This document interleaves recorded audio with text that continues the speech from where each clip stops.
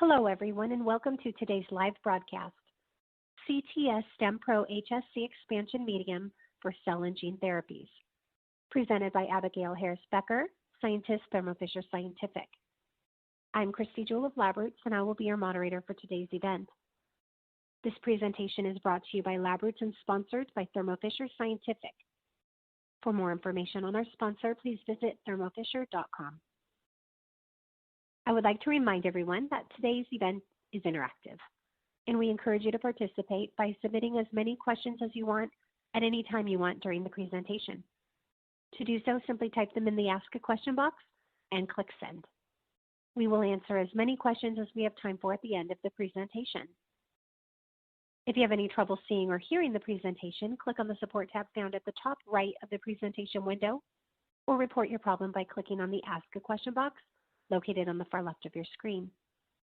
This presentation is educational and thus offers continuing education credits. Please click on the Continuing Education Credits tab located at the top right of the presentation window and follow the process to obtain your credits. I would now like to introduce today's speaker, Abigail Becker, Scientist, Thermo Fisher Scientific. Abigail completed her master's degree in biomedical sciences at Penn State College of Medicine in Hershey, Pennsylvania, where her graduate research focused on the role of genetic and epigenetic alterations of acute myeloid leukemia. Abigail joined Thermo Fisher Scientific in the cell biology business based in Frederick, Maryland in 2016 as a R&D Scientist. Abigail is part of a team focused on research and development of cell therapy grade products that support translational and clinical research workflows. For a complete biography on Abigail Becker, please visit the Biography tab at the top of your screen. Abigail, you may now begin your presentation.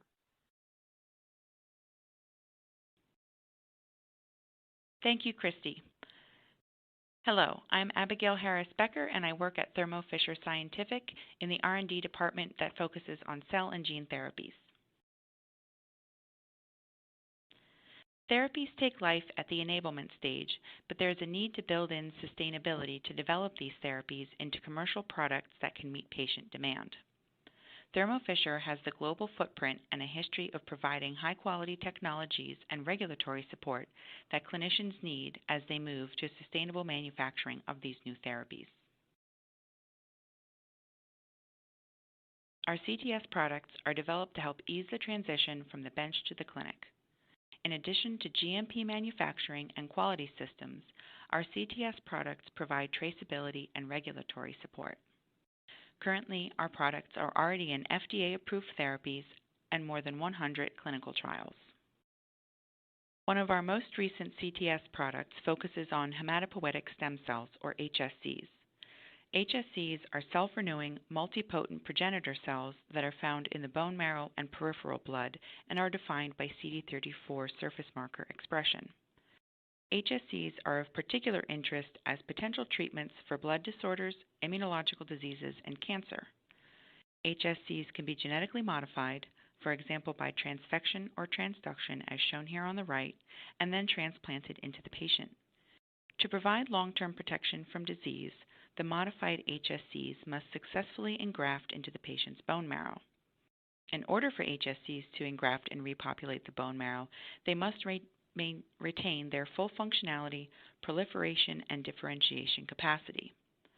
One of the major limitations to utilizing HSCs in cell therapy is the limits on cell numbers that can be harvested from a single bone marrow or cord blood donor. Expanding HSCs ex vivo would increase the number of patients that could be treated with a single harvest from either bone marrow or cord blood.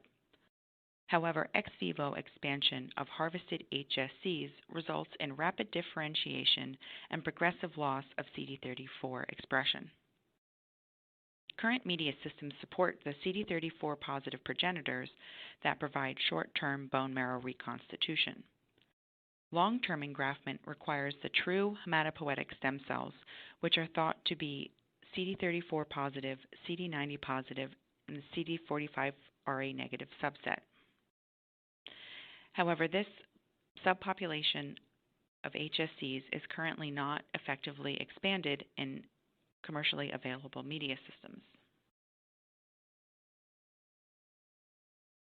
To address this challenge, we used an iterative design of experiments approach to develop CTS StemPro HSC expansion medium with the goal of maintaining and expanding that rare CD34 positive, CD90 positive, CD45 RA negative population. The data on this slide focuses on CD34 positive cells from mobilized peripheral blood from 3 donors. The cells were expanded in CTS StemPro HSC expansion medium supplemented with stem cell factor, FLT3 ligand, thrombopoietin, interleukin-3, and interleukin-6. After 7 days, we evaluated the total nucleated cells, or TNC, and cell viability, and we determined the phenotype by flow cytometry using the Attune NXT flow cytometer. On the left, we show that StemPro HSC expansion medium provides about a 100-fold expansion in all 3 donors shown here, and that more than 60% of the expanded cells are CD34 positive. Note that while the competitor media expands both the total nucleated cells and CD34 positive cells, only StemPro HSC medium expands both the short-term CD34 positive progenitors, and it provides far superior expansion of the long-term CD34 positive, CD90 positive, CD45 RA negative cell population. Transplantation of ex vivo cultured CD34 positive cells is the gold standard to assess whether or not the expanded cells maintain their functionality. Here, CD34 positive cells from mobilized peripheral blood were expanded for 7 days in StemPro HSC expansion medium supplemented with the same 5 growth factors. The expanded cells were then transplanted into immunodeficient NRG mice. After 6 months, we monitored human CD45 positive cell populations in both the bone marrow and spleen.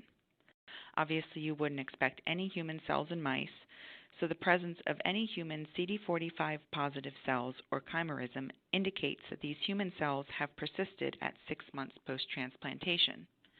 This is indicative that the cells did successfully engraft into the bone marrow. When the cells that were cultured in StemPro HSC expansion medium were transplanted into the NRG mice, we see that human CD45 positive cells are 10-fold higher in bone marrow and 2-fold higher in spleen compared to the non-expanded cells. In addition, the cells exhibited multi-lineage engraftment, including CD34 positive HSCs, CD33 positive myeloid cells, and CD19 positive B cells.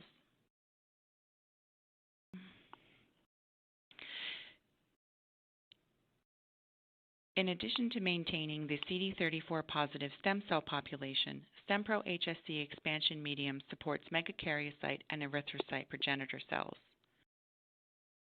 Megakaryocytes are the progenitors that differentiate into platelets, while erythroid progenitors differentiate into red blood cells.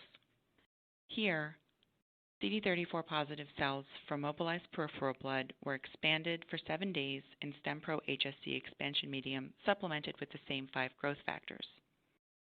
At the end of the 7 days, we evaluated total nucleated cells and cell viability. In addition, we looked at the immunophenotype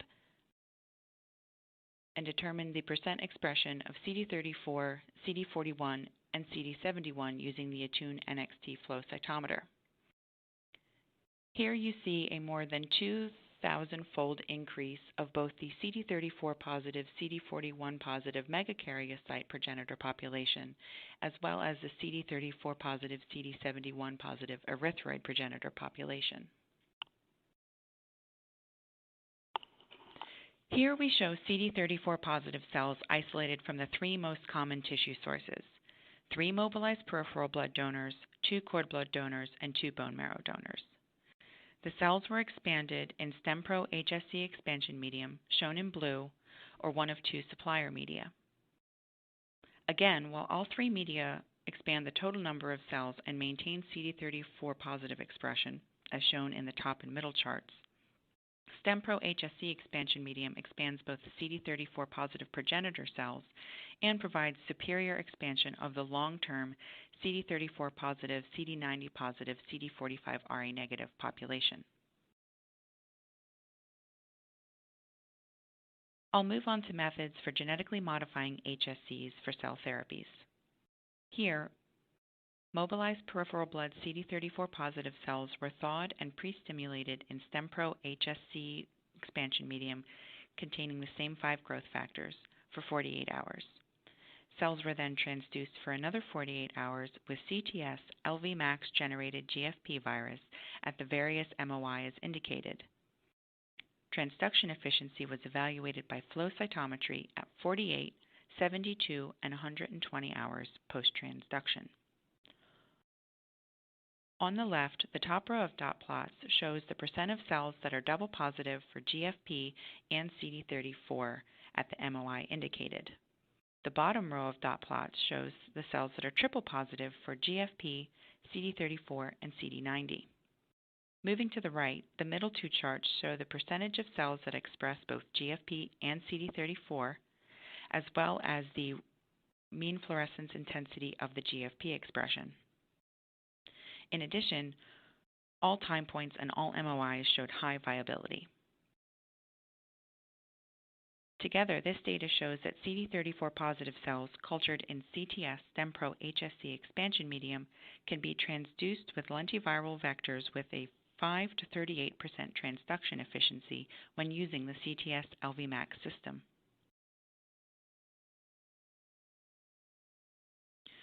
CRISPR-Cas9 gene editing allows genetic material to be added, removed, or altered at particular locations in the genome.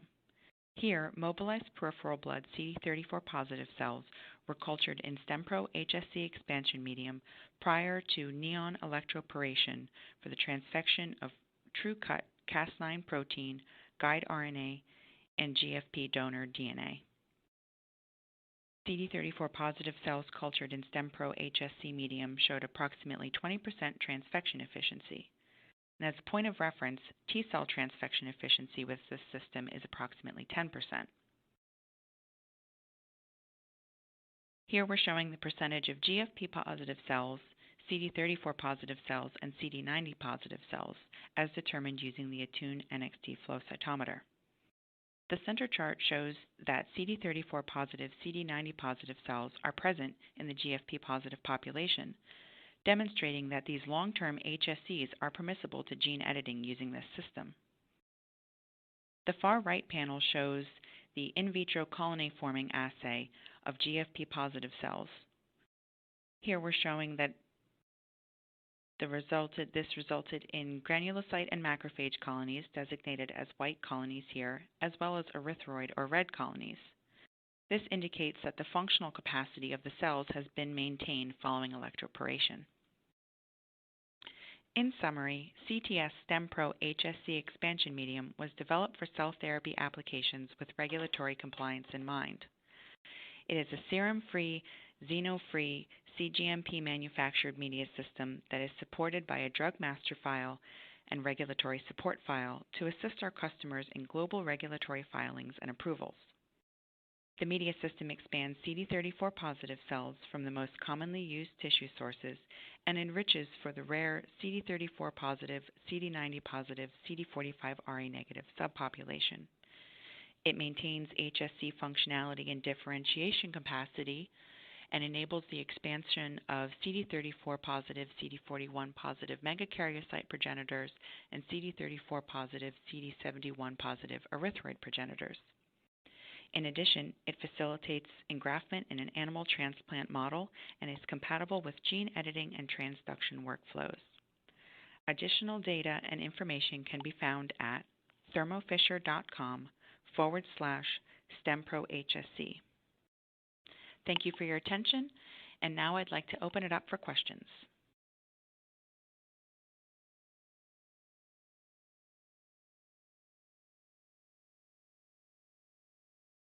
Thank you, Abigail, for your informative presentation. We will now start the live Q&A portion of our webinar. Also joining us for our live Q&A, we have Sandy Kuligowski, Senior Regulatory Affairs Manager, and Tracy Crossett, Senior Product Manager, Cell and Gene Therapy. Okay, now if you have a question you would like to ask, please do so now. Just click on that Ask a Question box located on the far left of your screen, and we will answer as many of your questions as we have time for. So let's get started. Our first question is, What type of GMP are CTS cell culture media manufactured according to? This is Sandy. Our CTS products are manufactured at sites that are 13485 certified, compliant with the U.S. FDA Quality System Regulation 21 CFR Part 820, and registered with the FDA. Our CTS products themselves are generally not medical devices, but the manufacturing sites do manufacture medical devices, and the quality systems are aligned to medical device manufacturing standards. Thank you, Sandy. Our next question, why is the CD34 positive, CD90 positive phenotype significant? Hi, this is Abigail. In part, why that phenotype is significant stems from a 2017 publication out of the Fred Hutch Institute, and that research team showed that this CD34 positive, CD90 positive, CD45 RA negative population was highly enriched for stem cells, and that this subpopulation in particular was responsible for multi-lineage engraftment in a non-human primate transplantation model. And if anyone's interested in that publication, it's in Science of Translational Medicine, again from 2017. Thank you, Abigail. Our next question, how do I request a DMF or regulatory support file for this product? Our Thermo Fisher website, you can request a letter of authorization, and you will need to complete an online form outlining the products you are using, the clinical application reference number, and title, agency division, and your company contact details. And we will process your request and contact you if we have any further information. Most requests are completed within a week's time. Thank you. Do I have to use the growth factors that you recommend? So we evaluated the 5 growth factors that we recommend using a design of experiments evaluation, and we found that these 5 growth factors do produce the best expansion and maintenance of the CD34 positive, CD90 positive phenotype. So at the moment, that is what we recommend for top performance. And if someone wants to use different growth factors, they'll have to conduct that evaluation to see how it performs in their hands. Our next question, in what system were the cells expanded? Bioreactor, flasks? We used flasks and multi-well plates at the moment. That's the data that we have. No bioreactors yet. Thank you. Now, the data showed 7 days of HSC culture. Will I get more cells if I culture for longer than 7 days? So we found that 7 days of expansion was optimal in terms of the expansion of the HSCs as well as the maintenance of CD34 expression. If you want to culture for less than 7 days, obviously you'll have fewer cells. After 4 days in culture, we saw about a 25-fold increase in CD34 positive cells, and they maintained greater than 95% CD34 expression. And if you want to culture for longer than 7 days, you'll obviously get more cells, but you do start to lose the CD34 expression. So we do recommend a 7-day culture, and for convenience, you don't have to change the media over that course of that 7 days. Thank you. Now, we have some great questions coming in. I want to just remind our audience that those questions we do not have time for today and those submitted during the on-demand period will be addressed by our speakers via the email address you provided at the time of registration. Okay, our next question. Do you have any thought on oxygen concentration for best HSC expansion? So we use standard culture conditions here, so incubator at 36 to 38 degrees and a 4 to 6% CO2. And all of these specifications are included in the product manual. Thank you. Do we have any suggestions regarding most efficient method of cell culturing? suspension adherent R&D phase bioreactor?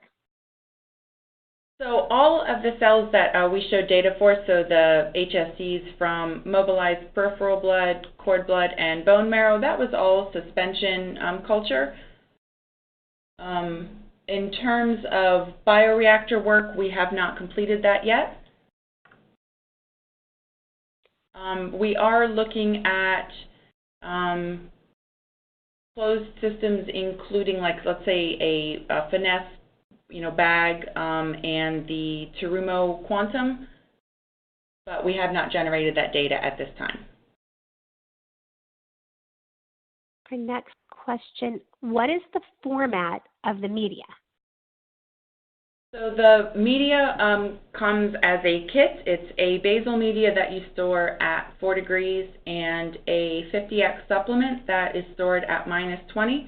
It doesn't contain any growth factors or cytokines, so you do need to supplement with growth factors or cytokines. It doesn't require any other additions, serum or anything like that. So it does come as a media kit, and at this time we're only selling the 2 components together. Thank you. Our next question, in your DOE for the growth factors, did you also evaluate different concentrations for each factor? And can you share what concentration you used? Yes, so we did a full iterative DOE looking at not only the 5 growth factors to ensure that each one was contributing, but we also looked at different concentrations. So the concentrations that we recommend also came out of that DOE. The final concentrations that we recommend are included in the product manual. Just quickly, the stem cell factor, FLT3 ligand, and TPO are all at 100 nanograms per mil. Interleukin 3 is at 50 nanograms per mil, and interleukin 6 is at 20. So you don't have to write all of that down. This is all available on the website and in the user manual. It's spelled out, and we also provide catalog numbers for those growth factors. Thank you. Now, thank you again, Abigail, Tracy, and Sandy. Do you have any final comments for our audience? Yes, I'd like to thank everyone for attending today. And if you'd like any additional information, please visit thermofisher.com/StemPro HSC. The link you see on your screen is clickable, and if you go to that site, we have additional applications data, the product manual, and FAQs. And thank you very much for your time and attention. Thank you. Now, before we go, I'd like to thank our audience for joining us today and for their interesting questions. Again, those questions we did not have time for today and those submitted during the on-demand period will be addressed by our speakers via the email address you provided at the time of registration. We would like to thank Abigail Harris-Becker, Tracy Crossett, and Sandy Kuligowski for their time today, and we would also like to thank LabRoots and our sponsor, Thermo Fisher Scientific, for underwriting today's educational webcast. This webcast can be viewed on demand, and LabRoots will alert you via email when it's available for replay. We encourage you to share that email with your colleagues who may have missed today's live event. You will now be redirected to the registration page of our upcoming webinar featuring CAR-T generation for identity, purity, potency, and sterility assays testing presented by Dr. Tia Hexum. Sign up now for more details. That's all for now, and we hope to see you again soon. Have a great day.